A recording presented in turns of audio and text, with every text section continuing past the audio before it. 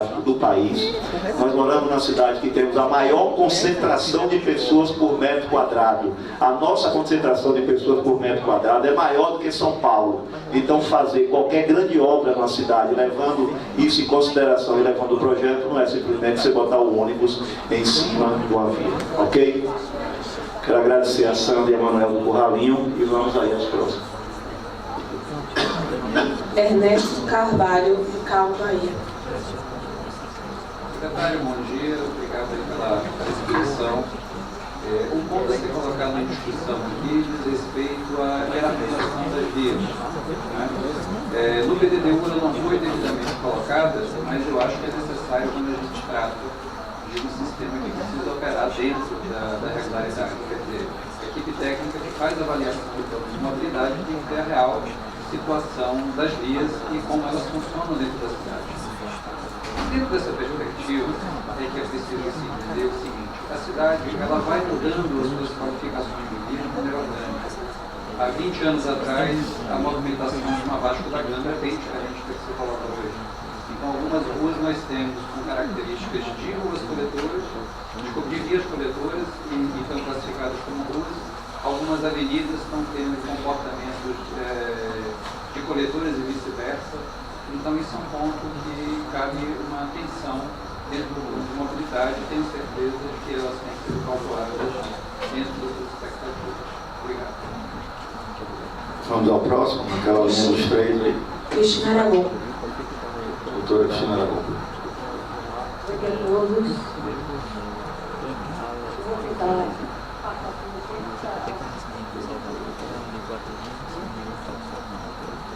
muita coisa para falar, então a gente vai falar aqui.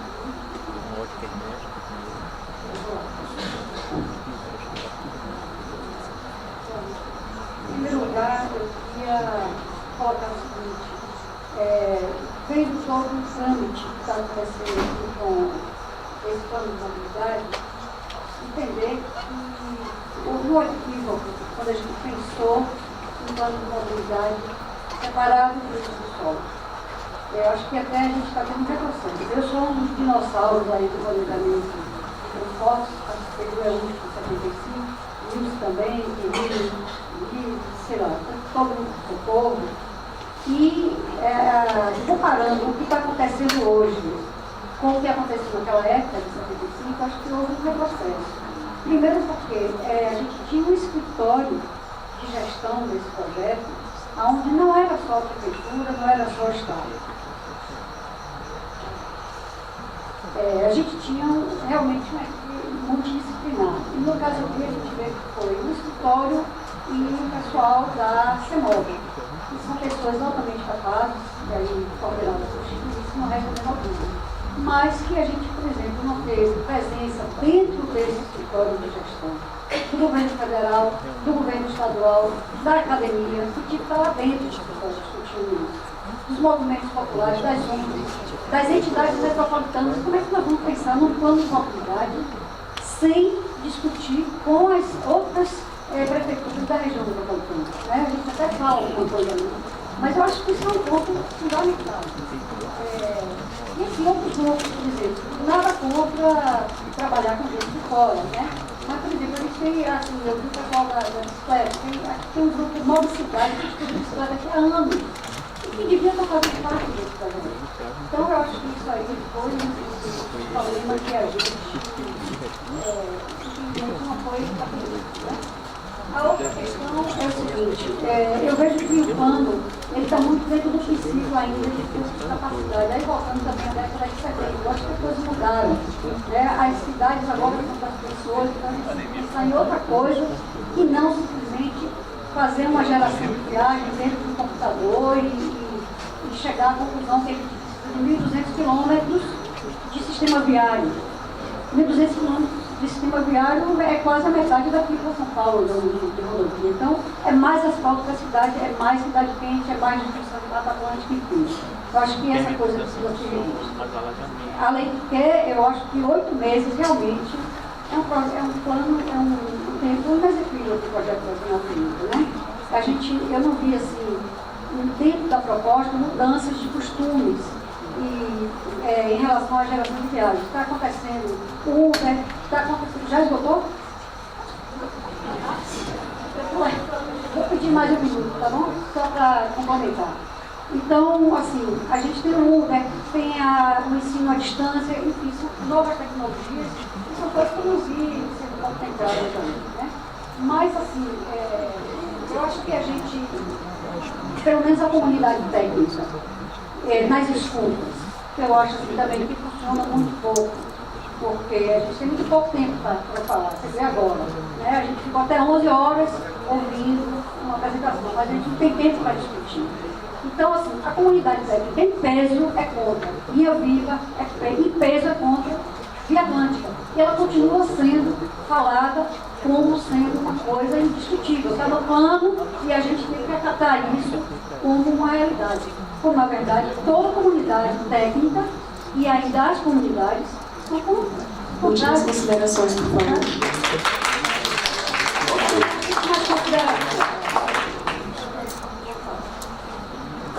Então, assim, as últimas considerações, a proposta é que a gente saia daqui dizendo não à linha viva, não à Via Atlântica. Prioridade para as calçadas, não ao BRT da forma que está sendo pensado. Porque o que a gente vê é que o mundo inteiro está derrubando elevado, e aqui a gente está construindo elevado. A outra coisa que eu acho que é fundamental, a gente está falando aqui de prioridade às calçadas.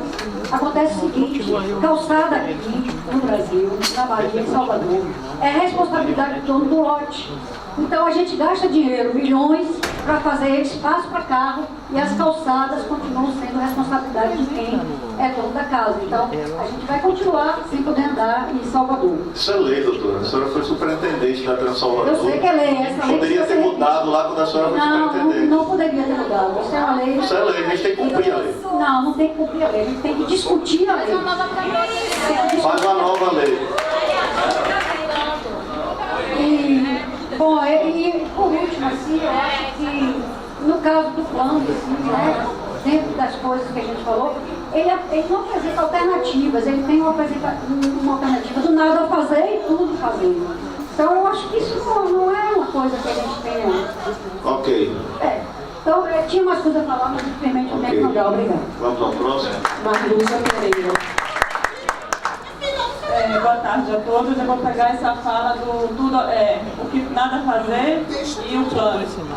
Essa é uma construção narrativa que não deixa uma alternativa para a pessoa que está ouvindo a apresentação de vocês. Né? Então você tem uma coletividade com um problema sério de mobilidade urbana e a apresentação é o nada a fazer, ou seja, o caos que estamos, e o tudo a fazer ou a proposta. Mas essa é apenas uma dentre possibilidades. Né? Então, por exemplo, foi falado também a questão do saneamento, por exemplo, do Iguatemi, né, da área do Iguatemi. Me preocupa muito a questão ambiental. Eu estou aqui principalmente pela questão ambiental.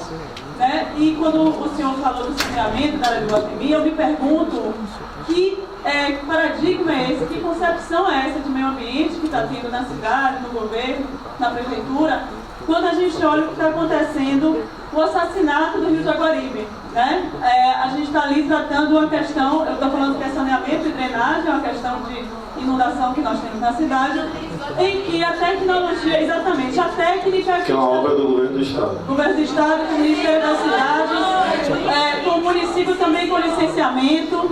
Então, assim, tem toda uma questão envolvida aí dos três poderes, Ministério da Cidade, uma obra de 274 milhões, né, dinheiro nosso, e que o rio está aí, um rio que tinha uma fauna, uma flora, um rio vivo, que está aí. E a minha questão, qual é a minha questão aqui? Do nada a fazer e do tudo a fazer. Temos tecnologias alternativas. Nós temos, inclusive, nessa questão do Rio Jaguaribe, o que eu queria falar para o senhor consultem no momento do saneamento a nossa academia. Rio Jaguaribe, só um pouquinho. O Rio Jaguaribe que a senhora fala. Deixa eu terminar minha fala, por favor. Só para o Rio Jaguaribe que a senhora falando é o da Orla ou... A foz do rio. Ah, entendi. Tá? A foz do rio. E, inclusive, temos um parecer técnico do mestrado de saneamento e águas da UFBA, né? E eu estou falando assim, quando eu vi que você falou, me perdoe, Vossa Excelência falou em saneamento, eu peço humildemente que vocês se consultem com o que tem do top de tecnologia, de baixo impacto do meio ambiente, porque nós temos um mestrado de água e saneamento com professores altamente qualificados. Só para tranquilizar a senhora, a implantação do BRT não tem nem a licença ainda, então tudo isso vai ser discutido. Mas a minha preocupação é com o saneamento e com os rios e com as águas e com o meio ambiente da minha cidade. Essa é a minha preocupação, me perdoe. E outra coisa, sobre critérios de avaliação socioeconômicos que foram colocados aqui. Né? A obra do Promob, ela foi colocada, o tempo ganho, os critérios eu anotei alguns, os tempos ganho, o tempo perdido, o número de acidentes, a redução da emissão de gases de efeito estufa, poluentes locais que não seriam dos gases de efeito estufa. Entendo perfeitamente, mas não foi colocado nada do impacto dessa obra em dados em relação à destruição da Mata Atlântica, se nós trouxemos essa pauta aqui em questão. Então, quer dizer, vocês apresentam à população uma obra com análise super bacana, uma obra com análise super bacana de que vai diminuir isso, vai diminuir o tempo, mas e o impacto dessa obra no patrimônio que já temos? Nós já temos a Mata Atlântica, né? Essa é a minha grande questão enquanto cidadã.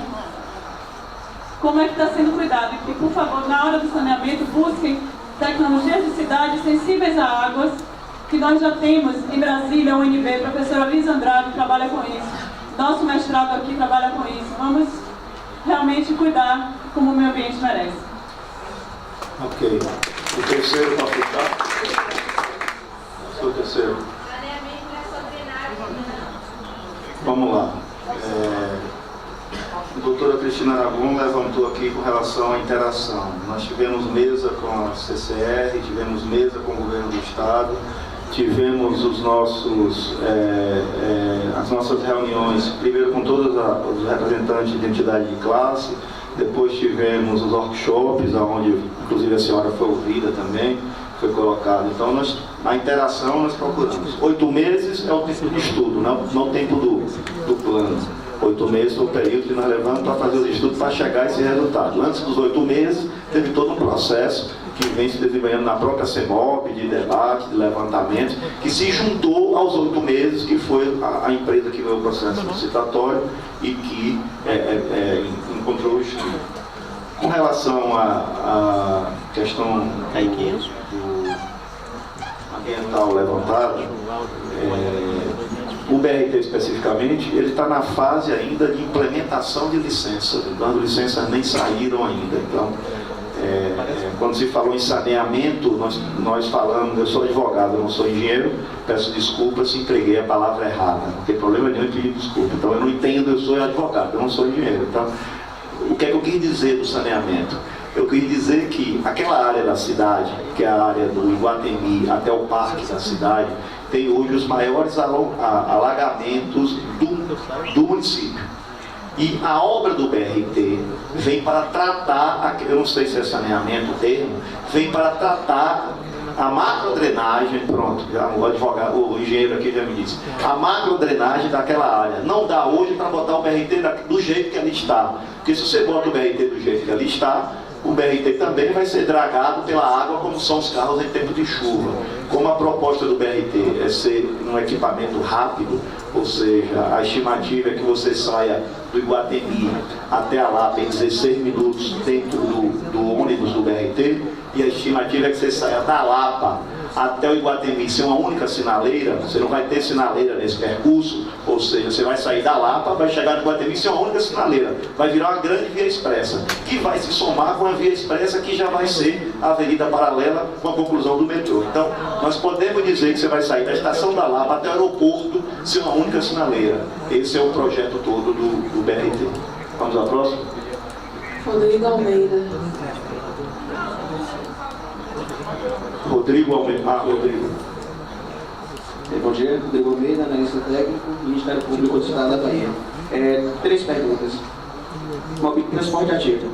Elevadores, escadas rolantes, teleféricos e também uma densificação de infraestrutura cicloviária, só que todos esses projetos eles estão meio que orbitando os grandes corredores de transporte. Até aí nenhum problema, o problema é só estar ali. Elas só estão naquelas regiões ali, e áreas de grande densidade populacional, por exemplo, que estão mais distantes dos sistemas dos futuros BRTs e da linha de metrô, elas não estão tão contempladas. O que é que vai ser feito para atender com essas mesmas infraestruturas essas populações, em especial de áreas do subúrbio e do miolo norte, que estão mais distantes dos sistemas do BRT e do metrô? Esses projetos vão para as linhas, vão para os planos de bairro ou eles permanecem no Plamob? E aí eu queria fazer uma observação. Na audiência anterior, na FIEB, foi colocado que grande parte dos investimentos que iam ser feitos no Plamob viriam dos orçamentos do Ministério da Cidade, do Governo Federal. Via de regra, os orçamentos do plano de bairro são do próprio plano plurianual do município. O plano plurianual do município vai suportar um investimento da ordem de escadas rolantes e teleféricos, eu acho pouco provável. Então, é no mínimo prudente, para não dizer necessário, que existam esses equipamentos também nessas áreas, para que elas não sejam apenas suporte para os corredores, para o BRT, para o metrô aí. Gestão da demanda e especificamente as restrições ao transporte individual. O Moreno colocou que foi colocado dentro da simulação pedágio, ruas completas, etc. Essas ideias foram apresentadas, mas para serem aplicadas exatamente aonde? E não ficou claro para mim, nem na apresentação, também não ficou claro na minuta do Plamob. Você mostrou o mapa com a utilização dos instrumentos. Isso não está claro, não vi isso no Plamob. Inclusive, nem mesmo uma questão como política de estacionamento periférico, que é obrigatório pela lei, pela Política Nacional de Mobilidade Urbana. Então, onde é que esses instrumentos estão sendo aplicados? De onde é que eles estão no plano? Por fim, a minha terceira, na tipologia das intervenções viárias. Você apontou nas linhas amarelas, as vias que não existem. Algumas delas já existem, outras foram colocadas dentro de áreas de preservação ambiental, e algumas, como já foi tocado aqui, especificamente Linha Viva e Via Atlântica, já foram questionadas em diversos aspectos.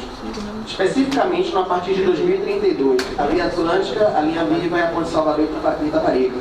Foram 3 projetos que foram pela sua própria simulação.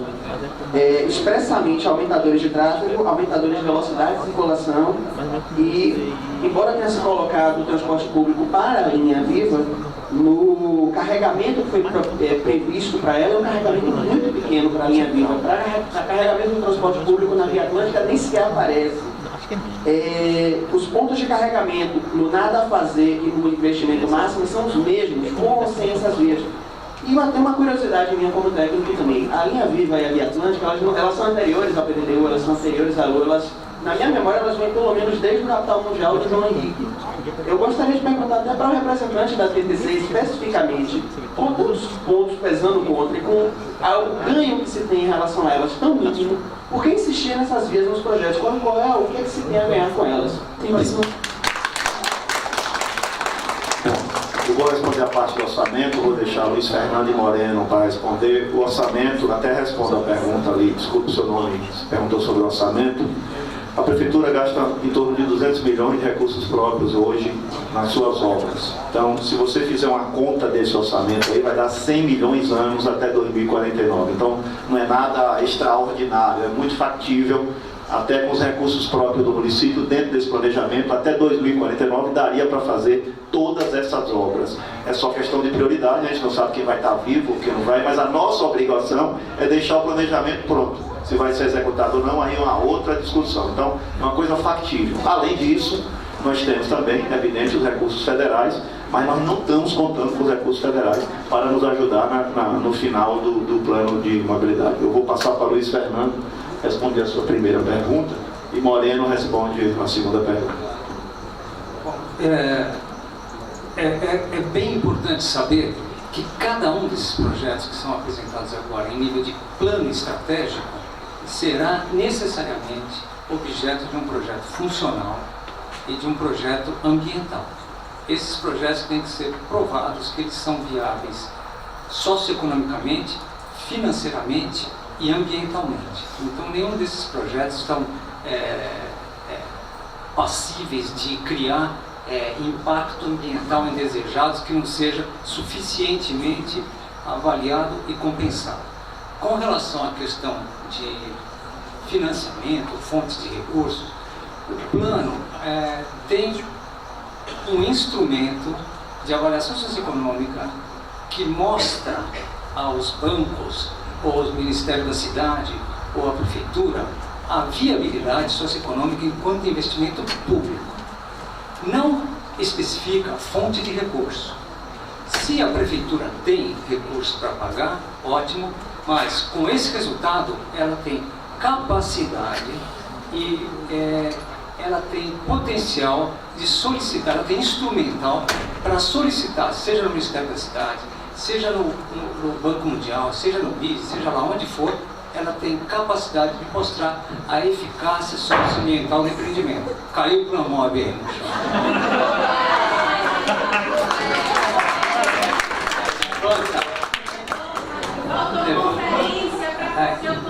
Então, a senhora se inscreva que a gente vai responder, ótimo, se inscreva lá, porque ficar interrompendo é ruim, corta o raciocínio e atrasa a nossa audiência.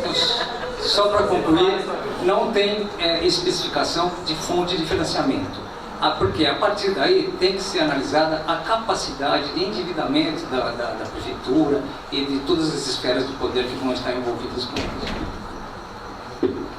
Moreno. Bom, o seguinte, como vocês viram no fim da minha apresentação, existem cerca de 30 programas de ação, desde a ciclovia, desde os ascensores, alguns deles são diretamente ligados à parte do sistema viário e trânsito. Um dos programas é estudar o que é a gestão da demanda. Estudar isso, a gente simulou, testou, viu que ele dá um certo efeito.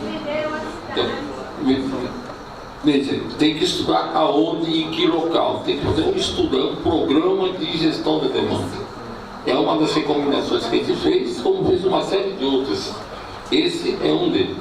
Então não dá para fazer, é assim, é para ser discutido inclusive com a sociedade, aonde vai ser e qual a gestão de demanda que tem. A outra coisa que você comentou era sobre a linha viva, a Atlântica, etc., era um texto do Capital Mundial. Por acaso, a gente participou diretamente disso naquela época. Naquele momento, quase 8 anos atrás, não existia uma pesquisa de origem de destino que mostrava qual era a tendência, não mostrava um estudo de que seria um plano diretor, que hoje tem uma certa estrutura, uma lógica, certo e errado, mas tem hoje uma lógica e é uma lei. Naquela época tinha uma coisa mais ou menos. E, no entanto, tinha um problema seríssimo na paralela. O que nós vamos fazer na paralela? Era a pergunta que o prefeito, na época, nos fez. Como que nós podemos resolver o congestionamento crônico da paralela? Até hoje, ele continua crônico com várias intervenções que foram diminuindo, mas não resolveu, certo? Então, hoje, tem uma pesquisa de destino nova, de 2012, que é posterior ao Capital Mundial, certo? Teve uma atualização dessa pesquisa, como a gente fez logo no começo do trabalho, para trazer esses dados, referência a 2017. Hoje nós fizemos todo um trabalho de entender o plano diretor que vive, que está dirigindo, a lei de uso do solo, ver as tendências que a cidade vai acontecer. Quem está dizendo isso era o provedor, ela que estava recomendando certos adensamentos, certas situações novas de ocupação do solo. Isso daí tudo gerou a necessidade de transporte, seja de transporte individual, seja de coletivo, seja de mobilidade com transporte ativo. Esse dado, quando foi analisado em 2010, não existia.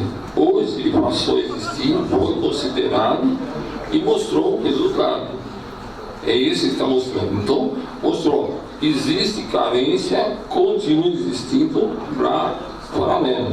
Existe um problema sério na paralela, no final da paralela, que está dando um fluxo invertido, porque a turma está indo em direção ao aeroporto Lauro de Freitas, que hoje é o contrário, mas já está começando a acontecer. Quando a gente olha os resultados da simulação, mostra que o fluxo todo inverteu. Então isso é um problema. Vamos ver como é que nós vamos resolver o final da paralela, a Caribe, tá certo? Então essas coisas foram possíveis de fazer agora, porque agora a gente tem a chance de medir. Naquela época a gente tinha uma intuição. Por isso que em 2010, a Capital Mundial, a gente disse, a solução talvez seja alguma coisa maior que a Paraná. Não existe, ela não aguenta. A Paraná não aguenta. E ela continua não aguentando. Tá? Complementar para não ficar sem resposta a questão da nada a fazer e alternativa de investimento máximo. Esse é um critério básico de planejamento, não só de transporte e mobilidade, como de saúde, de saneamento, seja lá o que for. Você tem uma situação nada a fazer que nada mais é do que a linha base. A linha base é a linha de planejamento, seja de meio ambiente, seja lá do que for. É o nada a fazer, que é não investir. É o diagnóstico. E a gente evolui na ocupação do espaço e na evolução da demanda e vê o que acontece com a situação nada a fazer. A situação de investimento máximo não quer dizer o tudo a fazer. Existe um cronograma de investimento em que a gente, neste cronograma, analisa a evolução da demanda e vê o que é necessário fazer naquele horizonte de planejamento para que se possa satisfazer as condições mínimas de mobilidade.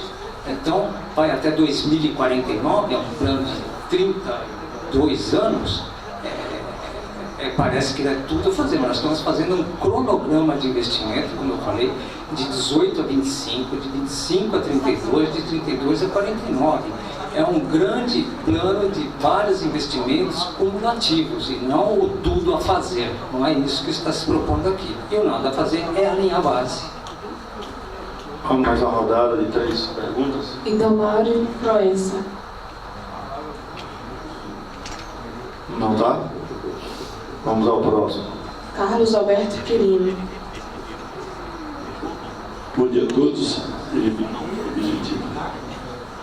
Senhores, eu quero elogiar e cada vez que eu vejo uma audiência pública e venho sempre repetir alguns aspectos. O que eu teria para o momento, do que, considerando hoje a terceira e última contato que nós vamos ter juntos, eu estou sentindo, senhores, há uma boa vontade em acertar, mas eu estou sentindo que há um atropelo da própria conjuntura com relação a esse plano de mobilidade, ou todo e qualquer outro que tenha boa vontade e tenha servido em qualquer outra cidade. Se não tiver algumas considerações básicas, já não dá mais para a gente sentir, por exemplo, Dr. Paulo Saldiva, que é médico em São Paulo, no começo desse século fez levantamentos e viu que as doenças pulmonares e o grande número de parcela da população vem morrendo por problemas de poluição das cidades. E o plano apresentado, ele insinua, incentiva o uso de tecnologias limpas e rigorosamente limpas, mas não determina, não ancora a utilização dessas tecnologias limpas e rigorosamente limpas. Mas onde eu queria enfocar, e o motivo da fala, eu senti uma ausência completa, e eu vejo isso com uma maior importância. O poder público, quem tem que ver os empreendimentos âncora inovadores. É o poder público que precisa pensar no futuro, é o poder público que tem condições de fazer a estruturação e retomar o processo de planejamento e gestão. E todas as vezes, pelo menos a partir de março de 1990 até hoje, eu noto que essa é a dificuldade do plano. Ele ainda traz procedimentos e metodologias que ancoram a iniciativa privada sendo a protagonista daquilo que seja aceitável e priorizável. E é o poder público que precisa fazer isso. Por isso eu queria colocar em 2 pontos. O primeiro deles, eu sinto que o plano ainda está de transporte público e não de mobilidade. O assunto cargas não foi em nenhum momento visto o uso de multimeios. O sistema dutoviário, quando nós tivemos nos últimos anos a implantação do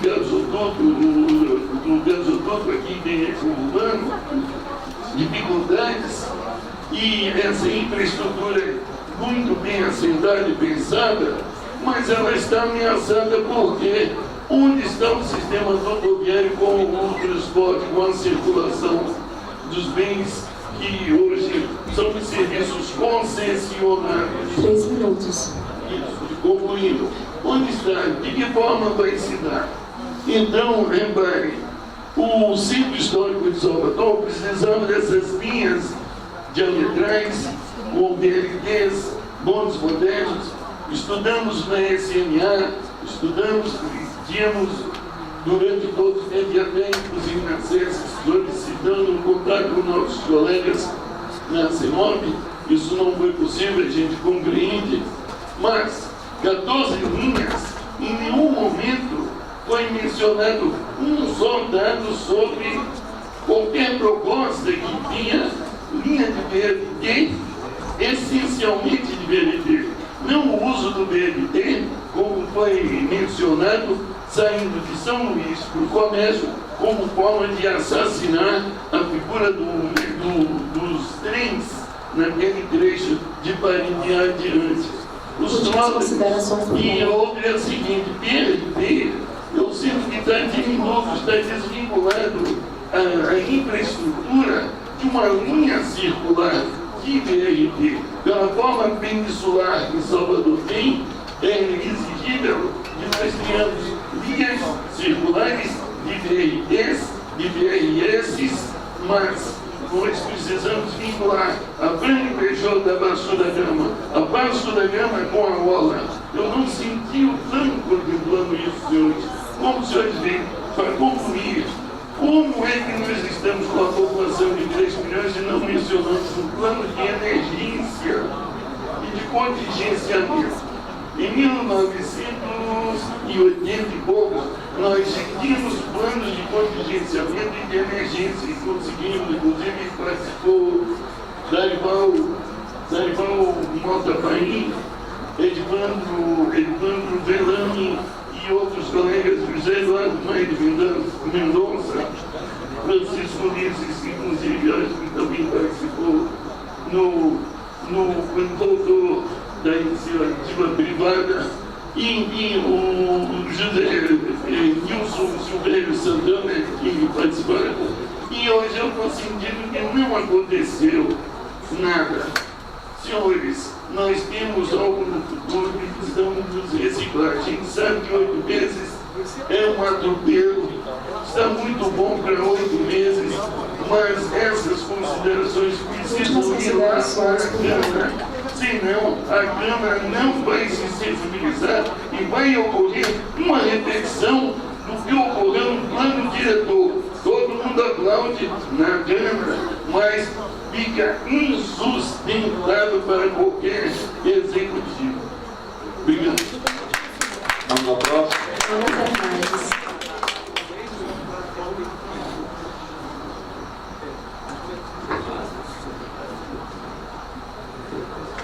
Bom dia a todos. Primeira consideração é que parece que a mobilidade, em termos da direção dela, é essencialmente masculina, não é? Então, tirando a menina que falou tirando ela que falou, mas a mesa que quem dirige é absolutamente masculina.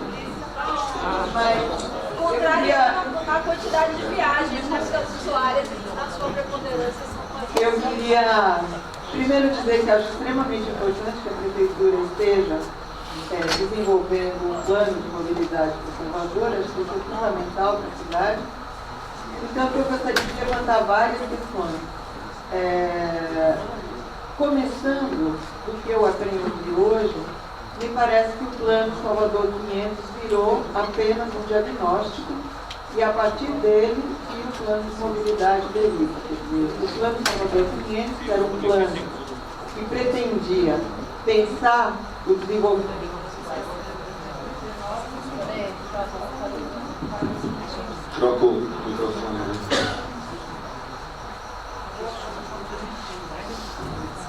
Na ponta de brecha. Que deveria pensar o desenvolvimento da cidade até 2049, enfim, parou em 2 diagnósticos, em 2 relatórios, e agora parece que quem está pensando a cidade até 2049 é essencialmente o plano de mobilidade de Salvador, que coloca 2049 como horizonte. Me parece que uma das questões importantes do planejamento hoje é que pensar setorialmente, qualquer que seja a escala do território, é insuficiente para pensar o território e para pensar como a cidade vai se desenvolver. Nesse sentido, então, me parece que o plano de mobilidade, ele traz uma limitação metodológica extremamente importante, na medida em que ele evita, ou ele não faz, o tempo inteiro, nenhum cruzamento com as outras dimensões que são fundamentais para a vida na cidade. Já foi levantada a questão do saneamento, foi levantada a questão da drenagem, a questão do meio ambiente foi levantada, e a questão da ocupação da cidade, acho que é outra coisa fundamental. Então, assim, me surpreende muito como professora de planejamento urbano numa faculdade de arquitetura, que a gente projete um mapa de Salvador para 2049, ou para 2032, ou para 2025, sem que haja as restrições de ocupação como sendo um dos elementos fundamentais para se pensar o próprio plano de mobilidade, assim como seria o saneamento, como seria o meio ambiente, etc. Então, é impressionante que, ao estarmos em 2017, onde a questão ambiental está na ponta de linha de qualquer pensamento sobre o território, ou a questão social, ela esteja completamente descolada disso que está colocado aí. Então, eu acho que, embora vocês coloquem na diretriz geral do plano, que foi aqui apresentada, a redução das desigualdades socioespaciais existentes e a manutenção da qualidade ambiental, isso fica remetido para um momento que não sabemos qual seria e que, segundo alguns dos que fizeram intervenções, dizem que isso vai ter que ser pensado projeto a projeto. Ora, o que é que eu tenho a dizer, e é evidente aqui que eu vou falar da linha viva, tá certo? É evidente que eu vou falar da Avenida Atlântica. Tem um cenário de investimentos de obras de 4,4 bilhões de reais, dos quais 77% estão vinculados à linha viva e à Avenida Atlântica, sendo que esse dinheiro está vinculado essencialmente à abertura de novas vias, a viadutos e pontes e a túnel. E algo que a gente já tem visto recorrentemente e que você colocou há pouco, são duas vias altamente contestadas na cidade. Não importa se isso entrou no plano diretor, não importa se isso foi colocado como uma emenda de um vereador, provavelmente inexperiente ou mal informado, em ter colocado isso e ter sido seguido por seus pares. A luta social continua contra essas duas vias, porque são vias que não só não têm justificativa do ponto de vista... Eu vou terminar o que eu estou falando, por favor, você pode me dar uns 2 minutos. Não só elas não têm justificativa do ponto de vista de pensar a mobilidade da cidade, como a justificativa delas, ambientalmente e socialmente falando, mesmo do ponto de vista da mobilidade, elas ficam bastante, digamos, frágeis na sua justificativa. E aqui, pegando o caso da linha viva, eu queria dizer que essa ideia da linha viva é a ideia de um político local que, desde que foi coordenador da Chesf, que foi presidente da Chesf, pensou que seria maravilhoso ocupar a linha